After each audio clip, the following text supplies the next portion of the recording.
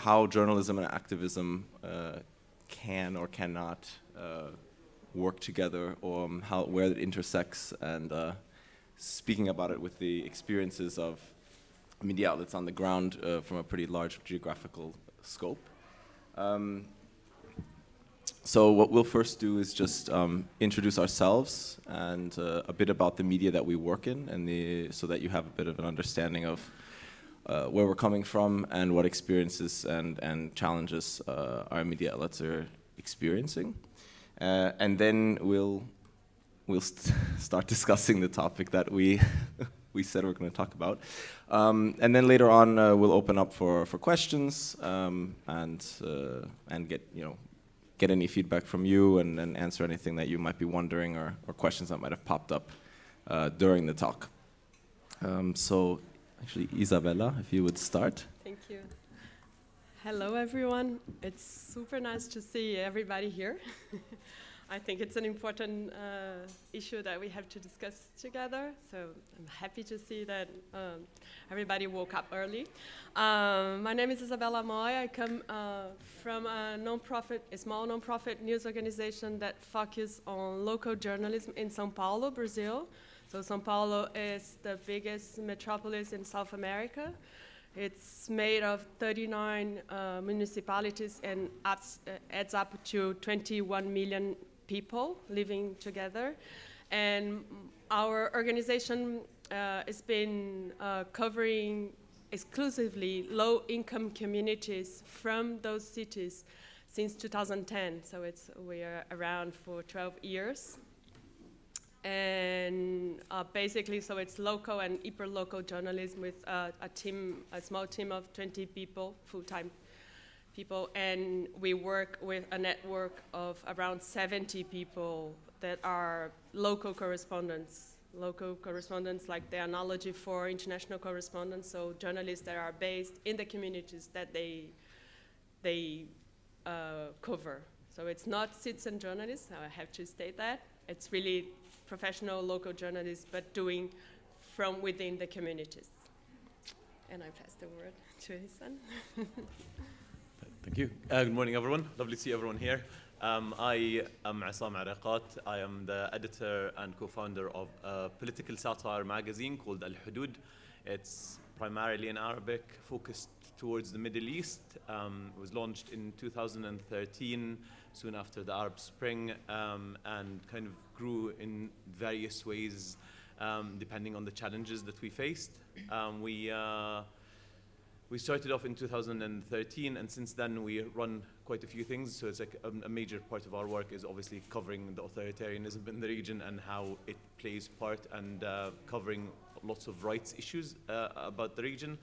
And then a big part of our work is also covering how the media, which is the majority in the region, is politically funded or government-funded propaganda machines, how they cover the news and how they don't cover the news, and how they use it as their tool to do the government's bids.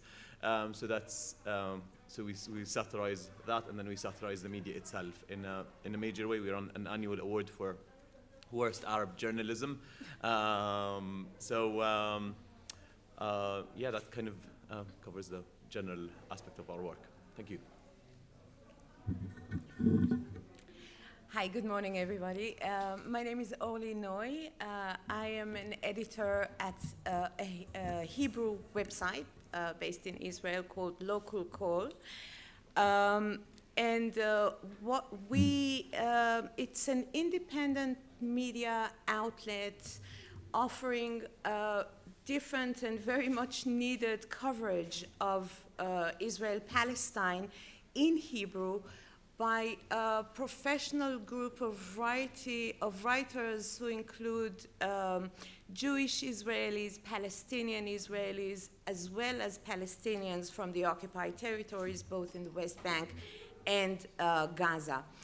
Local Call was established 8 years ago, almost to the day, actually, by two organizations, 972 and Just Vision, following the understanding that what the Hebrew consumers of media in Israel get out of the mainstream media, especially in relations with the conflict and the occupation, is a very narrow, very biased, very recruited information. And it emerged from a group of activists, actually, who looked at what is being reported at the media, and we said, well, that's not actually what happened. We would come back after a certain demonstration or whatever, and on the way I would hear clashes between demonstrators and the police, and said, no, there were no clashes, they were beating us up. And the entire coverage of the conflict in the Hebrew media is extremely problematic, and maybe we can get into that later. So we are activist-based, but at the same time, we are fully professional. We are making professional journalism, and about that correlation, maybe we will speak a little bit later. Right, and my name is Matt Kasper. I'm coming from a Berlin-based organization called the Association for Democracy, and we manage two media outlets in the post-Soviet space, the first being Meydan TV, which is an Azerbaijani outlet.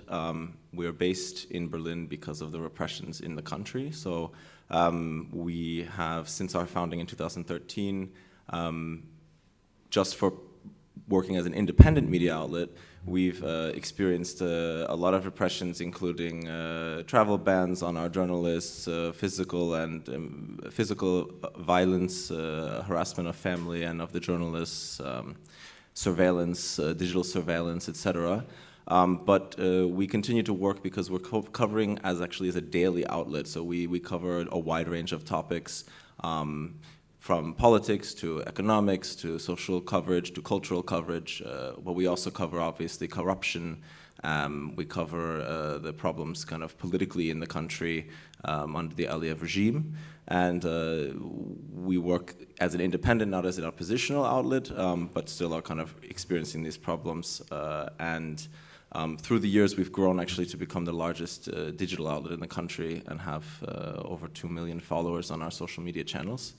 And the other media that we run is Romb TV, which is a Russian outlet media that's main focus is, and things have obviously changing now with the situation and the war, has been focusing on high-quality video production journalism, covering the topics of ordinary Russians, especially Russians in the regions, so not from Moscow or St. Petersburg, but people outside, and covering the topics that are really affecting them from a human story standpoint, through mini documentaries. And prior to the war, we started also focusing specifically on the problems of youth, the problems that the new generation around early 20s or late teens are experiencing out in the regions in Russia. So I'm not a journalist myself. I work in administration, which is why I'm more excited to hear what you all have to say about this topic. So to start the discussion, though, I asked the editor-in-chief of Meydan TV, who I can't name, unfortunately, what their opinion was on this question of whether or not journalism and activism can coexist, whether they should be kept apart from one another. And I'd like to just read a few sentences and then hear what your comments are on that. So they said that professional media should stay away from activism and only bring light to events without directing the audience in one direction or the other. But in small and totalitarian countries like Azerbaijan, the people who end up working in media are often themselves activists. And when Meydan started out, it was full of activists and often seemed like an activist propaganda media. But that has changed as we prioritize professionalism. So I guess the first question is, do you think that there is this conflict between professionalism and professional journalism and activism? Whoever would like to start. Well, maybe I'm the different answer. I think we had the discussion, I think, long ago when we founded Mural, Agencia Mural. Sorry, I haven't said the name of the organization that I work with, Agencia Mural.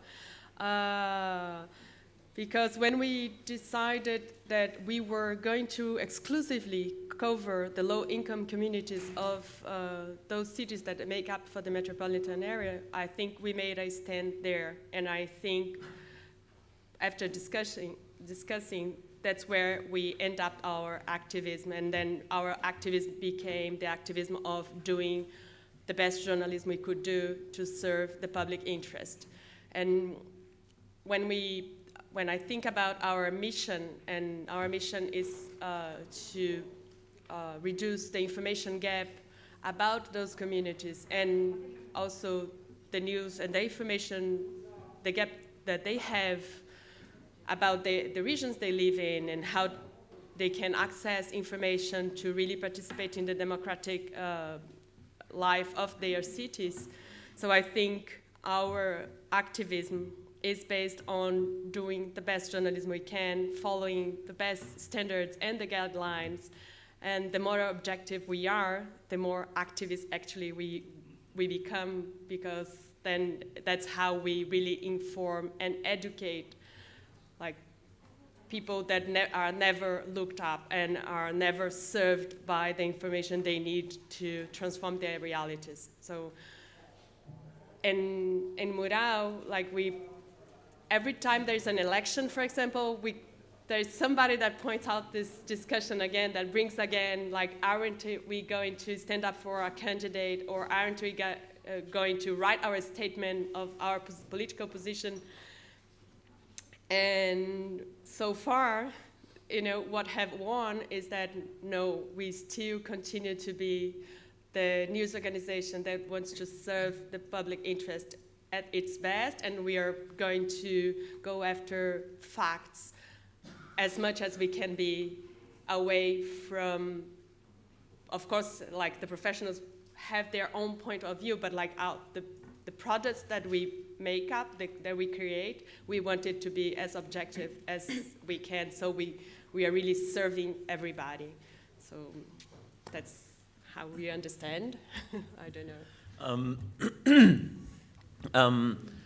From the way we kind of see things is that I think it's different. It's different for every organization, and it's different for every action that is being done in an organization. As Matt was saying, that the act of journalism, a lot of the time in itself, it has a lot of roots in activism itself, and therefore completely stripping it of the intention.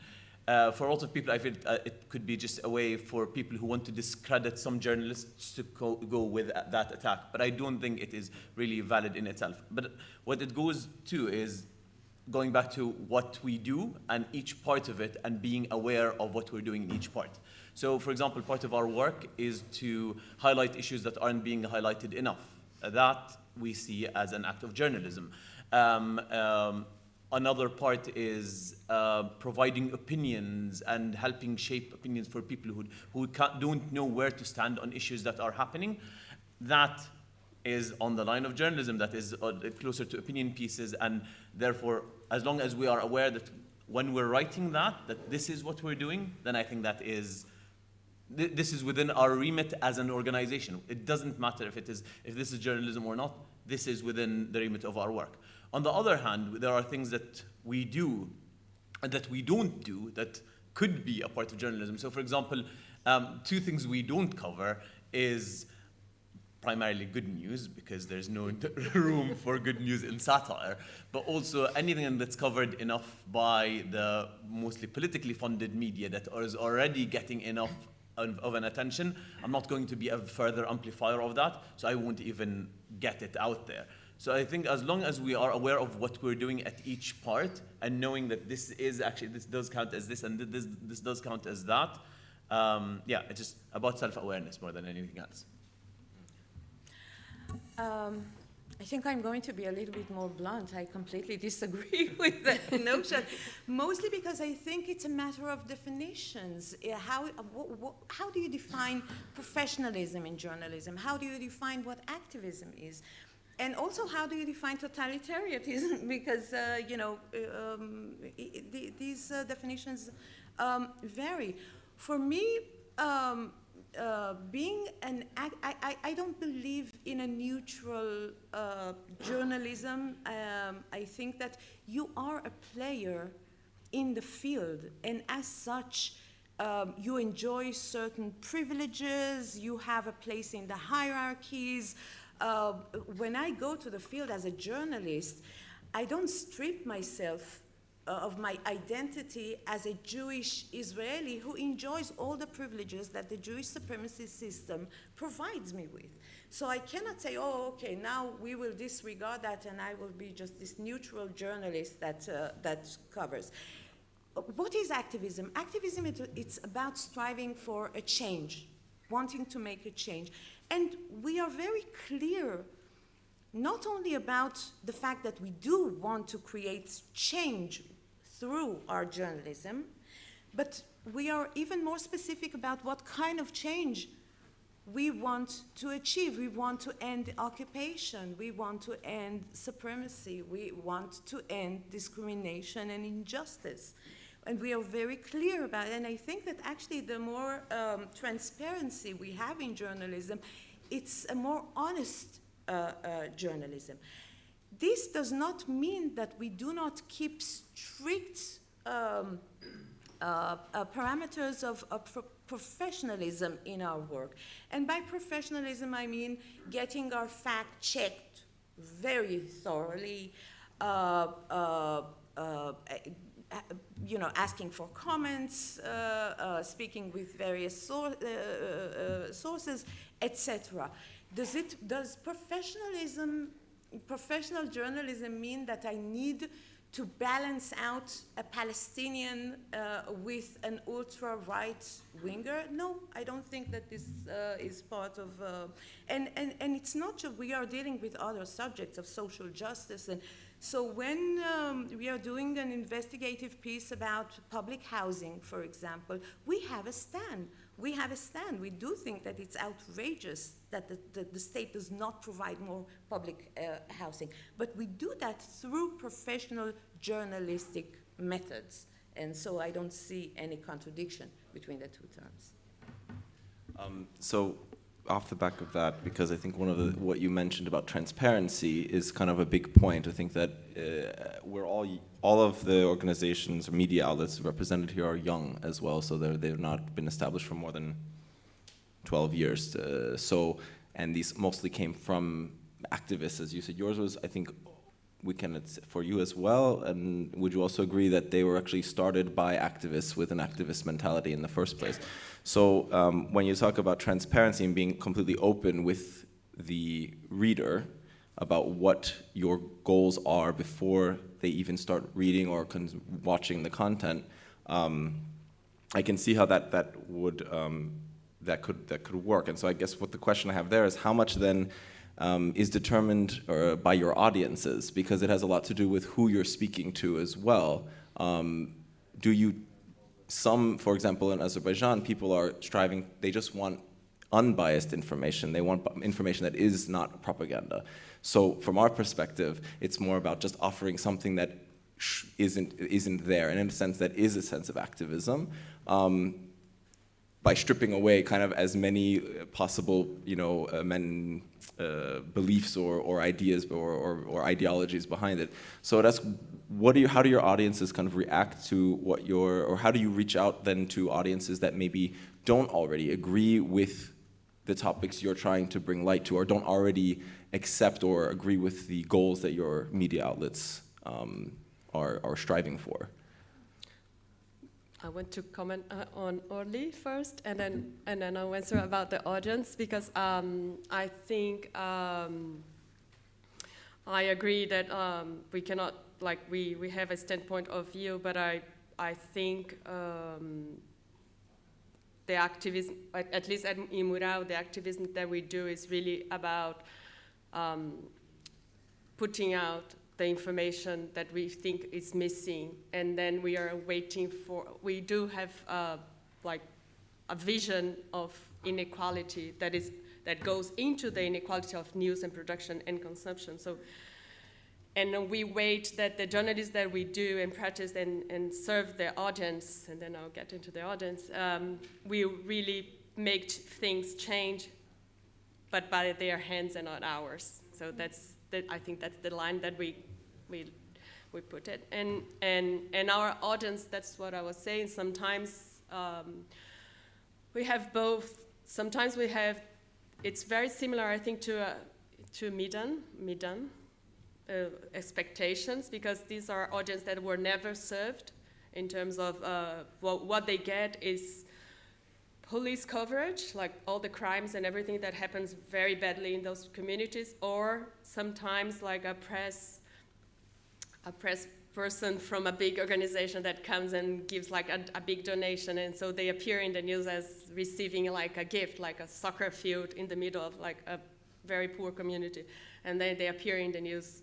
So what they get from the news is not actually propaganda, but it is a propaganda that they're only the victims of a society, or the places where the crimes and insecurity is happening, or drug traffic and everything. So what we are, that's why our news has also a role of media literacy, because they have never given the chance of consuming information about the places that they live. And what we get a lot is audience writing to us say, I have never knew that there was this park or this cultural center nearby, or that there was this person doing this thing in my neighborhood, so it's good that like I'm not afraid of going outside in my neighborhood anymore. So I think they are understanding, and the only pressure that we suffer again is around elections from the audience, but we try to make very clear to the audience that why we are not taking a side every time. I don't know if you wanna. Sorry, jump in. Yeah. Can you About just the go audience, Yeah. how they react. Yeah, I think obviously it's like because we are quite at odds with everything. That's like that's what we're trying to do in most of the cases of our coverage. There's always a clash, but I think the thing that makes it work for us is that we don't discriminate. We make sure to hit at all sides wherever there is something that we see that's vaguely wrong, we've gone even, so for example, even because of the clashes between, say, the Saudi-Iranian conflict in the region, and then it's like, Saudi would be doing like one violation after another, and it's like we're covering one after another, and then we're like, okay, we really need to dig a little bit into Iran a bit further so that, we're giving everyone their fair share. And so I think in the beginning, in the first few years, actually, a lot of our audience was like, what about? And it's like, no, there's no what about. There's everyone is going to be getting it. And I think that makes, this is how we are neutral. It's not by being gentle and making sure that everyone's a little bit. It's just about hitting at full strength on all sides. That's how we get credibility. Well, that's a great question, because obviously we are not selling something easy to digest for the majority of the Israeli Jewish public. It's not popular content. People much rather read the big newspapers about, the terrorist Palestinians and the very moral Israeli army and whatnot. So it's not it's a difficult sell. But I will say two things about that. The one is that they are intrigued, even the people who are strongly disagree with our viewpoint, they do want to hear what we say, even if it's just for the sake of knowing the enemy. But they do want to hear, to read it. The other thing is that through this system of divide and conquer, so many different communities in Israel-Palestine are incited against one another, when in fact they have a lot of common interests. And this is how we try to reach out and broaden our a community of readers out of true a commitment to the interests of those communities as well, who maybe politically do not necessarily agree with what we say, but if a certain community is a certain community of workers in one of the peripheral cities in Israel is having a struggle to keeping a factory that feeds dozens of families working, then we will be there, and we are committed to their struggle as well. And through that attempt to bring those struggles closer together, to acquaint them with one another, so that they will see that there are actually a lot of common lines between communities who tend to think as themselves as completely hawkish towards one another. This is, and it's not just about, you know, the privilege of broadening our audience. This is something we really believe in, that beneath all that, the people have a lot more in common than what they would want us to believe, and those common interests are very much present in our daily work. So I think one of the common themes that I'm getting from all of you, which is similar also to us, because I think in a lot of ways Meidan differs from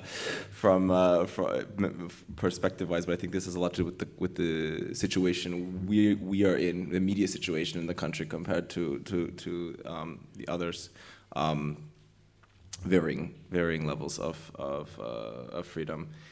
Is that you're all trying to show you're focusing on topics that aren't usually brought to light, right? So you're looking at the topics of that show commonalities between different groups. You're looking at topics, or you're satirizing kind of, or bring attention to things that otherwise people might kind of ignore or not focus so much on. And you're also doing the same by showing another side, you know, trying to round out the images that people have of certain communities.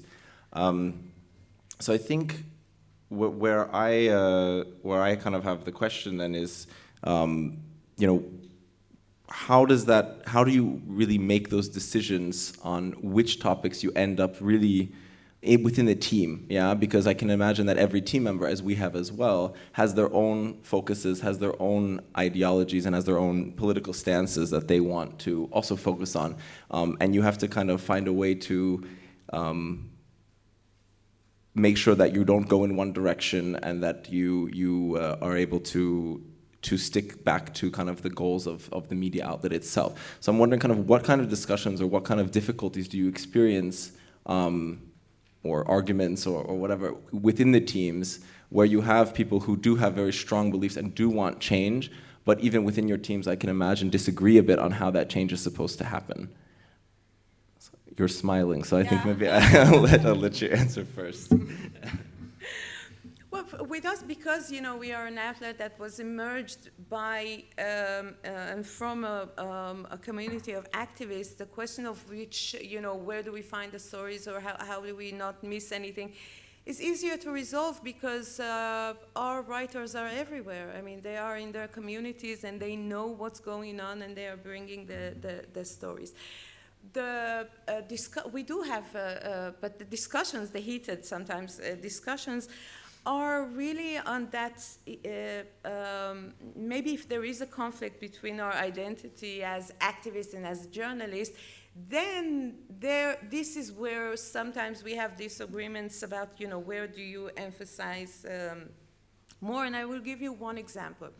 We bring a lot of exposures, news stories from the West Bank and Gaza. Almost all of them have to do with violence, whether it is by settlers or by the army. And since we are there, and we actually, our reporter, for example, from the West Bank, he is a Palestinian who lives in a community that is being attacked on a daily basis. So he knows what he's speaking, like he lives it. And we visit there frequently. We know the situation in the West Bank. So he brings the story, and now professionally, I am required to ask for the army's comment on that. And I know 100% that I'm going to get a series of lies as a response. No, they started throwing stones, they attacked the soldier, whatever. I know it is. I mean, I've been there enough. We've always, like all the staff, been there long enough to know that we are going to. So this is a dilemma. Like it's constant. Do we publish? Do we even bother to ask? Do we publish then what we know for sure to be a lie that they tell us in response? What we usually do is that we always do ask, because sometimes they actually reveal some really interesting stuff in their response. And then we comment on that response. You know, it's not just that, okay, we published that, you said that, and we, no. Then and sometimes we actually dedicate a whole pieces about revealing the lies in the responses that we get from the army. But these are the places that some of us, you know, there was a point that we said, no more, we are not speaking with them anymore. It's just not right to, also because this is a privilege that we have, and Palestinian journalists do not have. We just published this week a piece about the massive arrest of Palestinian journalists. So do we use the white privilege that we have to even be talking to the army, or should we boycott them because they would not respond to our colleagues, the Palestinians? So these are the sort of dilemmas that we. Yeah.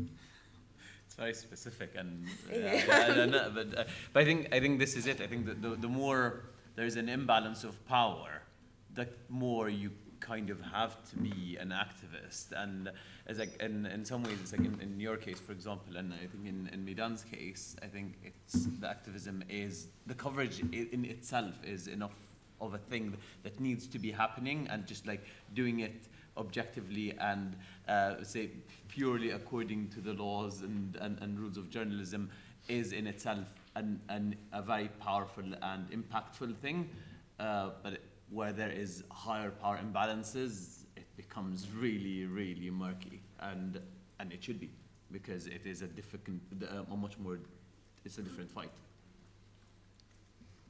Yeah. Well, yeah, we have a very strict guideline about not covering like police violence specifically, or drug traffic, or all the violence that actually happens in those communities. But like, I think it was, with the COVID, I don't know if it was last year or the year before. Maybe it was pre-COVID. Well, there was like almost a massacre in Paraisópolis. It's one of the biggest favelas in São Paulo, and by the police that they killed during like a raid. They killed like 9 people, and we normally don't cover those stories. So there was this call from my people saying like, we know we don't cover it, because everybody's covering it, and then we're going to repeat that those communities have only, the violence going on, and then we found a way to do it. It's like we wrote an editorial, like an opinion article, and that stated we don't cover that, and then we explained why we don't cover those kind of stories, and then we analyzed why this violence was again happening, and then we could also mourn those victims, and also had an answer to our audience that was claiming that why we didn't have a piece about that. So in some situations we do refrain from only following what we had discussed, but like we answer the moment and the need of the moment. It's very, like, sorry to make it longer, but like, I don't know, like, if you're aware, like, Agencia Mural, in Portuguese, Mural, it also has a convergence with the Muralista art movement from the Mexican that says, like, you put, our aim is, our guideline, and is to put the voices of the ordinary people in their stories in in our stories, and so we always have to engage with the audience and know what they are really thinking about the situation, and to reflect that in our news production. Can I ask, and you're not covering it through the voices of the victims either? Like, no, because part of the mission is really like to take that, because that's the only image that they have in the whole metropolitan area. That's the only story going on, although it goes on. And so they have a lot of mainstream outlets that are covering it. And we have, I don't know if Juno is here, it's like we have a very good website in Brazil, a small news organization that only covers police violence. So they are doing that on a daily basis. So we really chose to cover, and to show them that there are other things going on, and that they are part of the metropolitan city, and and the choice is not about leaving those communities or getting proud of the ghetto, but it's really transforming those neighborhoods to become part of the city and with the same access to the rights that the other richer parts have. So we did have to make a choice on that. thank you. I think sometimes, I mean, it's like the reason we don't, I mean, obviously all of our editorial meetings are mainly quarrels and like deep discussions, but we don't go existential because we just have a clear guideline on which we kind of built together over the years, which we modify as we go along. So it's like there always reaches a point where it's like, but that's not what we do, as you're saying, and then that becomes quite clear. So I think if you're prepared and know what you're doing, then it becomes easy. Like those conversations don't have to go for as long. And yeah, It's true. Yeah, I'm thinking it's an interesting example. It's one way of navigating this situation, because at the same time, you could argue that, while all these mainstream outlets are covering these topics, also covering the topic allows for a different perspective that's also more wholesome and more broad, and shows more than just this one side, just shows the kind of mainstream mentality or stereotypes about the people. So I think, this is maybe one way of navigating that is through editorial, through clear, what you were speaking as well, you're clear and transparent about, not just about the media outlet in general, but about each individual piece. So if it is a clear op-ed format, you're able to do a lot more there while being completely honest about where the ideas are coming from, and not trying to pose this as if this is in itself some type of narrative. And I think that, what you said as well earlier about activism in societies where media freedom is is in such a bad situation, where there is only propaganda, simply doing, trying to be as unbiased as possible is itself an act of activism. And I think my team would hate me for saying, yes, okay, then they are also activists.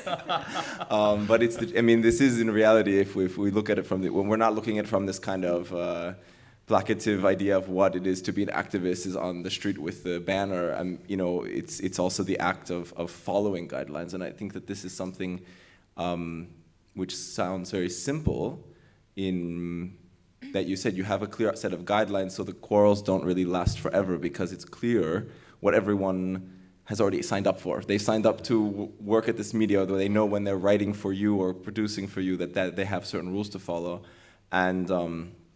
And so then, but at the same time, it's quite difficult, to, and you have to constantly be updating them, yeah? We had the problem during the war in Nagorno-Karabakh, where not only did we have to learn, there were a lot of situations we were confronted with during an active war situation that we'd never seen before.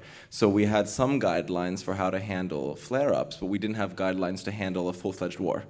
And we had to update them, and we also had to navigate the fact that our audience was not very happy with the fact that we were still adhering to these principles of trying to stay unbiased, not using hate speech, and not going into this nationalistic tone, which most of the country was kind of already engulfed in. And And so I think it's a bit, it's a difficult kind of place to be in on one hand, but coming back to the audience, because I still think this is an interesting point. It's not just the expectations they have, but I was thinking while you were speaking about how you don't also want to become an echo chamber where you're only speaking to people who are kind of already aware of what you're going to be talking about. So with satire, maybe it's you know, it's also this enjoyment of saying, okay, like someone else also gets it, you know, like they also see how ridiculous this situation is, and it's a way to kind of deal with that. But at the same time, if you want to make a change, as you said, not by your own hands, you also want to then create there has to be some type of act on the ground. So there has to be some type of debate or some kind of impetus that people receive when they read this news or consume this news. I don't like consume, actually, it's not but watch, let's say, interact with in some way. So how do you know, you've all established yourselves in the last 10 to 12 years. How do you reach out then further, really target people who maybe are not so close? You know, I know you do focus on some topics, but do you have certain kind of strategies to reach out to those audiences outside, to try and get more people to start discussing this, and then maybe lead to change kind of as this ripple effect?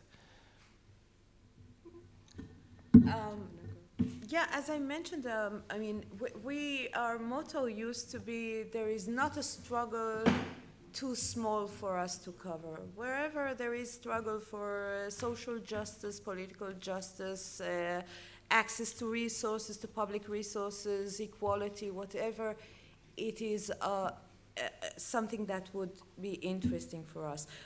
And so by reaching out to those, even if we don't have a reporter actually, you know, involved in each of these struggles for change, they are on our radar, and sometimes we bring them, for example, in webinars, and then something really interesting happens in those webinars, that all of a sudden you have virtually, yes, on Zoom, I'm talking about the last couple of years, sitting next to each other, people who otherwise would never have found a common ground or even be in the same space together, but creating or allowing this space for them to actually present what it is that they are struggling for. All of a sudden, this understanding emerges that we are actually fighting about not such different things. We are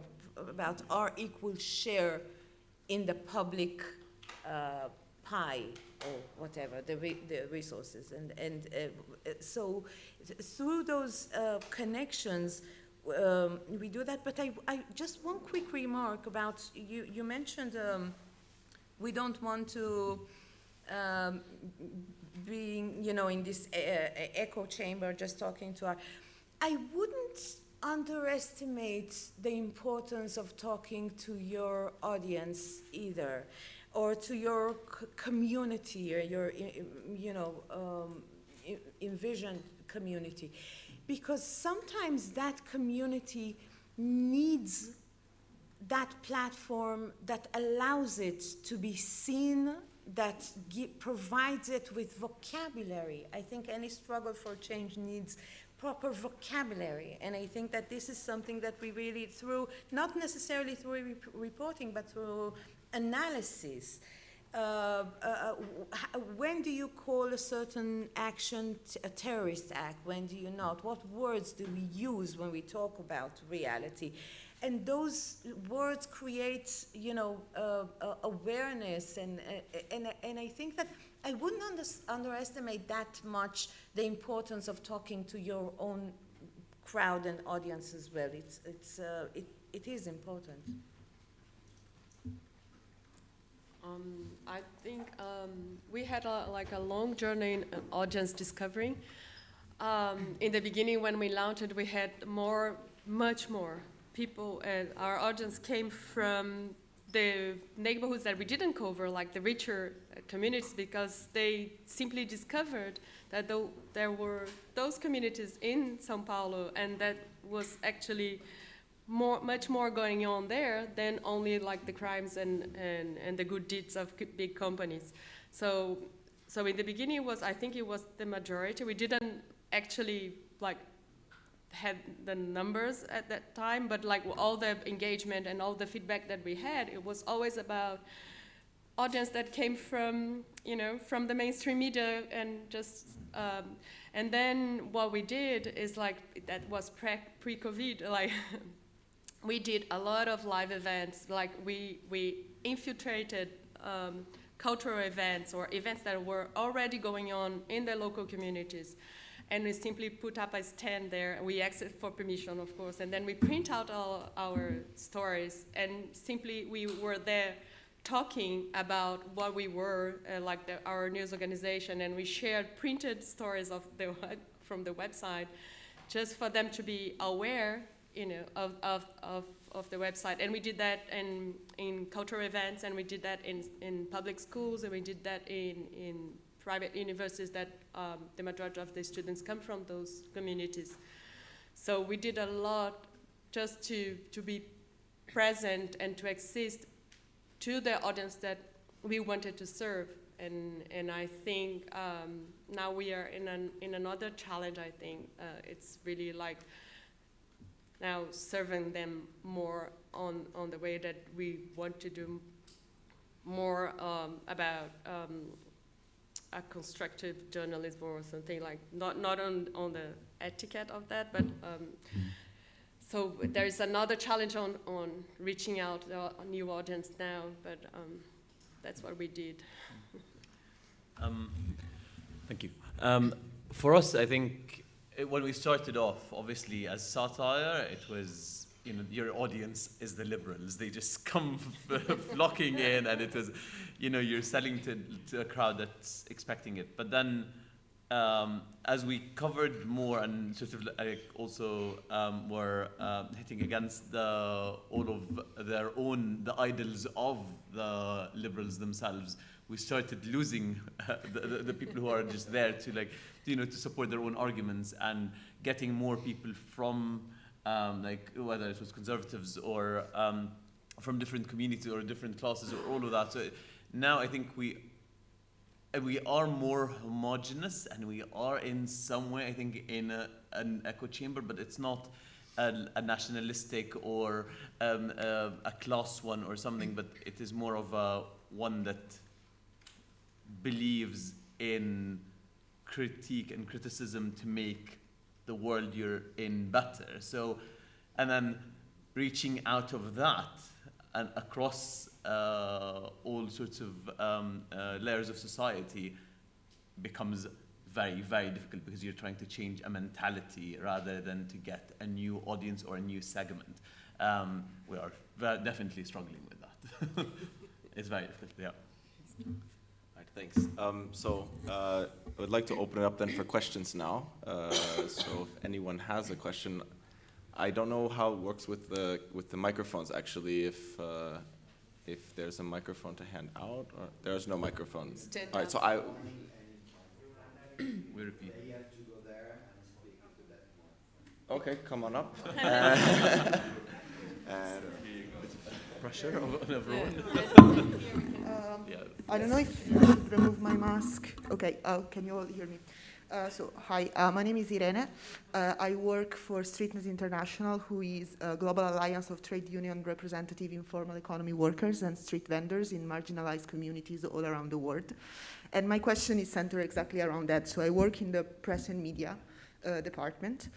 When you work with marginalized communities, with people who generally do not have a voice in mass media or in media in general, there is a fine line to walk, which is you speak for them and you want to get their stories as much as you can out in the media. But on the other hand, you do not want to overcome their voices. So you don't want to, you mentioned the positioning, the privilege.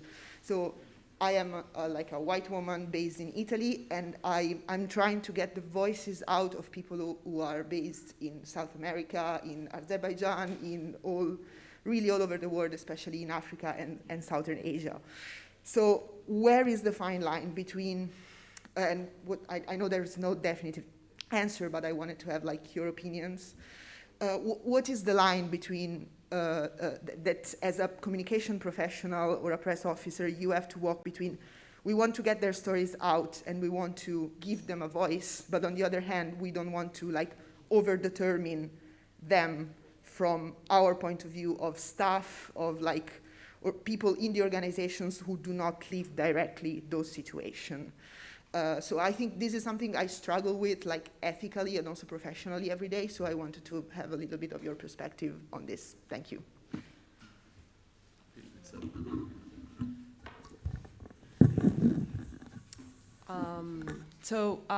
At Agencia Mural, I am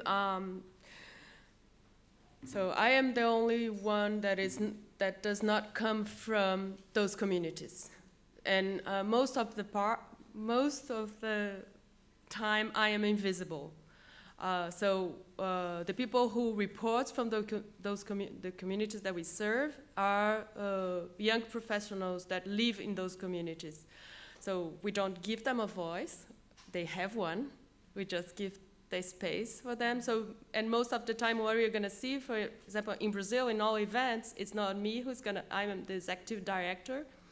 But because I am in this position that I have longer years of experience as a professional journalist, and I lead this organization, but it's also part of the mission of this organization to show all the faces in the public debate. So in Brazil, if you're gonna, to any event that Agencia Mural is talking, it's not gonna be me. It's gonna be me, one of my partners, one of my team that is gonna speak. So I think the fine line, it's not a fine line, it's really like big line. It's like, just shut yourself down and let them, let them speak. That's in our case, at least. I think you want to be more than me for this.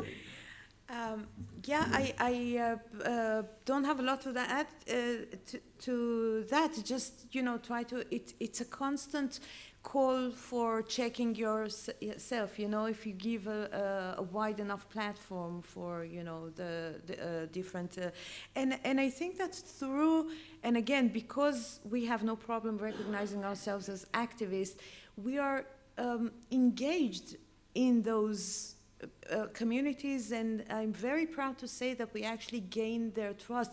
It is not something to be taken for granted that Palestinians from Gaza are willing to write for a Hebrew media in Israel. This is not something it's not for granted. So we are very much aware and very much grateful for the trust that we get from those, different communities, and when we are being considered as co-invested in the struggle itself, then I think it's somehow. But we are always aware of the fact that we are on the oppressive side. I mean, we are part of the. This is very So, are there any other questions? Please don't feel daunted. Just come up, and I know it's a bit to ask to come up. Just I saw actually right you in the back. You had your hand up first. Yes, I can repeat the question actually then if you would, yeah. Thank you for coming up. I have two quick questions. So the first is, sorry, I missed your name, the Hebrew Media Outlet. Thank you so much. You mentioned how one of the challenges is whether to include the Israeli source, for example, and that's a lie, or to include it, and then that's not good enough.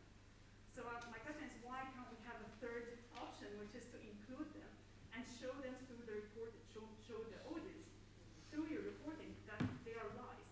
Because the problem is that if we leave these voices out, you're making it easier to the parties or authorities that think that you're biased, because they will tell people like, see, they're biased, they didn't include us at all. And just including So this is my first question. Where's the third option? My second question is related to the audience. So you explained how, I love your definition of how activism is about change, and that you're doing this through the tool of professional journalism.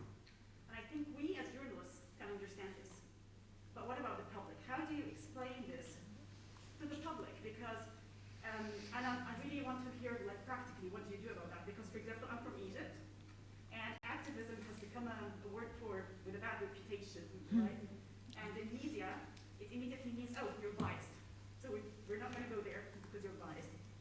So how do you explain what you exactly said, that we're still activists as pro a cause, but we uphold these golden standards of journalism, of fact-checking, etc. And perhaps do you invite the audience, like do you have an invitation for the audience to hold you accountable by saying, if you notice that we did something wrong, come and, you know, get in touch? Thank you. All right, so correct me if I say anything wrong here, but so the first. What did I heard? I just for the live stream, so we have to do it again. So, so the first question was about how you have the challenge of if you include the official side or not, and it's either you have one side or you have two sides. But in doing so, you kind of validate, you know, that the official narrative. What would be the third option to kind of show through reporting that that actually that's not true what they're saying? So, what is this third option that we could do in order to kind of not seem biased and not be called biased by the authorities by not covering their topic, their opinion?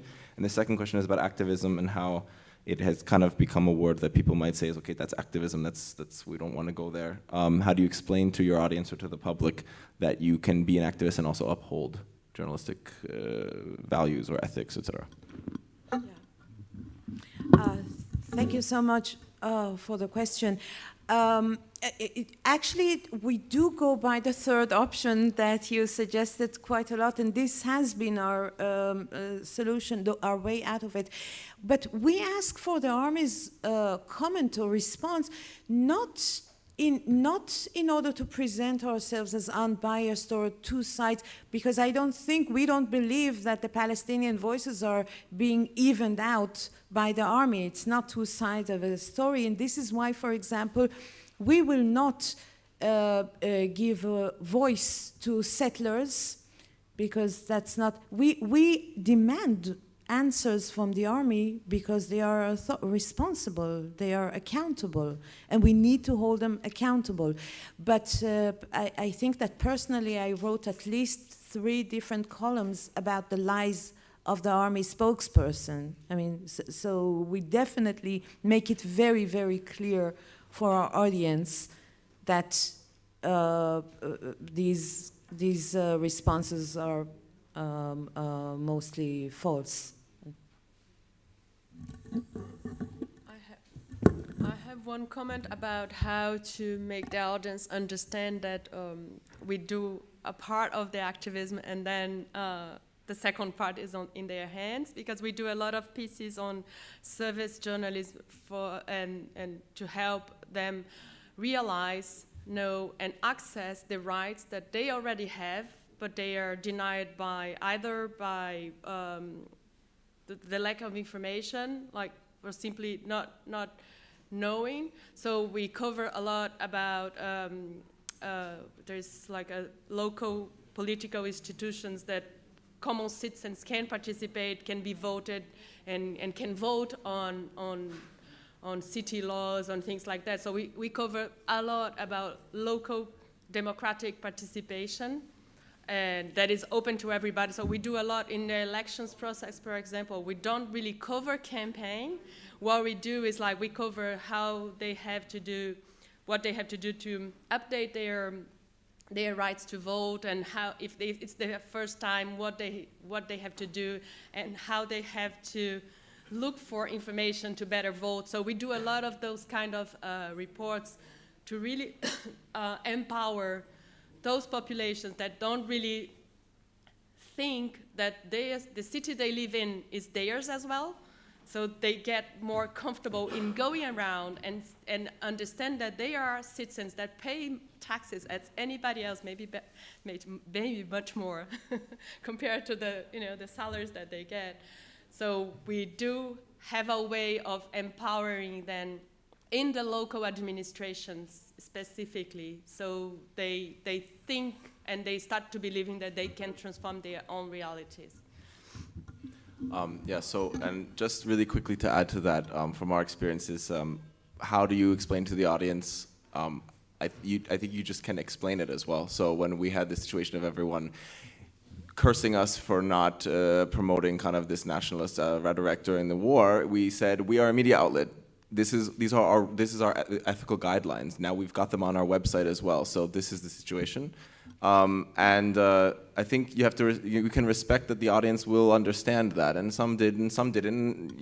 That's kind of, I think, all you can do. At least it was all we could do. So I'm very sorry, but I'm being told that we have to stop, and so we can't take any more questions. But we're still here afterwards, so if you do have any questions, please feel free to come up. And thank you so much, everybody, for coming, and thank you, Orly, Isam, and Isa.